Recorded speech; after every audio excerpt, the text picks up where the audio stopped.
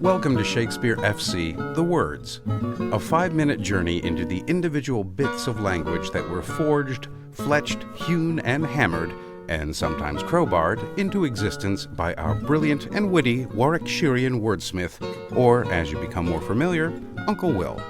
I'm your host, Kari Marshall.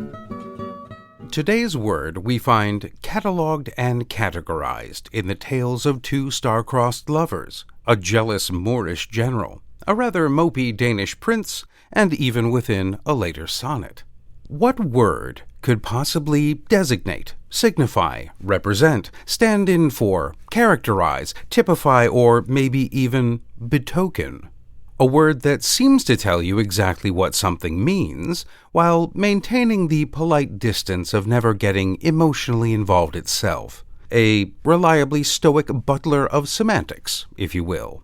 Well, today we lift the velvet cover on that prim, precise little silver-plated salver of sense to find the word denote. As always, we are constrained by Father Time and must make a choice between Uncle Will's Othello, Romeo and Juliet, and his Hamlet, and as brevity must needs be the soul of wit, it is to the chap-fallen and cheerless corridors of Elsinore Castle we must go. And it's time for a wedding. Hamlet's father, Hamlet Sr., was found dead last month while having a solitary little snooze in his orchard. His wife Gertrude, overcome with grief, decided to ditch her depression for delight and marry Claudius, her former brother-in-law. Hamlet, as you can imagine, is less than overjoyed with this turn of events, regardless of the practicality of reusing the funeral foie gras on the marriage menu. In Act 1, Scene 2, we find Claudius and Gertrude in the great hall, thanking all for their support and blessings in their nuptials. Our pouty prince, reclusive and remaining rather reticent, is cornered by his newlywed mother, who tries to explain not so much the birds and the bees as buzzards and bottleflies. Do not forever with thy veiled lids seek for thy noble father in the dust. Thou know'st 'tis common.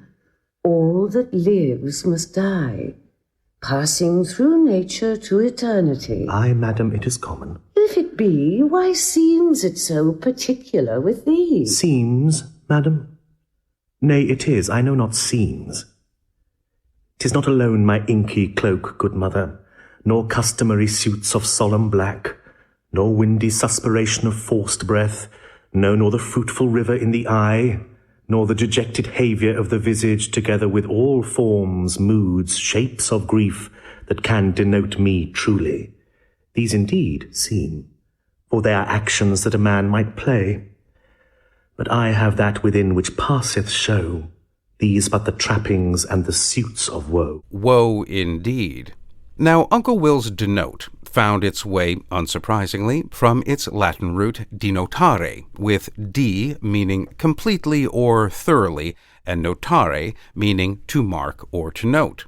It was there, rather notably, swept through France with the French denoteur, and hitched a ride on a boat across the English Channel, up the Thames, and coming to rest upon the 16th century South Bank London stage, via our very own Uncle Will's quill. William would, of course, use denote in his Othello, Romeo and Juliet, and even in his sonnet 148, where he questions his eyesight when it comes to his lover and his judgment.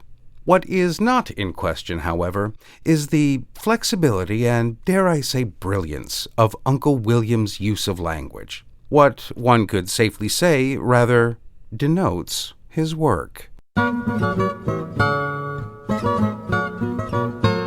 Well, alas and alack, my friends, that is all we have time for. Join us again next time for another hopefully informative journey into the mind of Uncle William. I'm Kari Marshall. Farewell until next time. Shakespeare Full Circle is a production of WGTE Public Media and is sponsored in part by the generous support of the Cowie Family Charitable Trust and Michelle and Kelvin McElwain. All previous episodes are available at wgte.org/sfc and wherever you get your podcasts.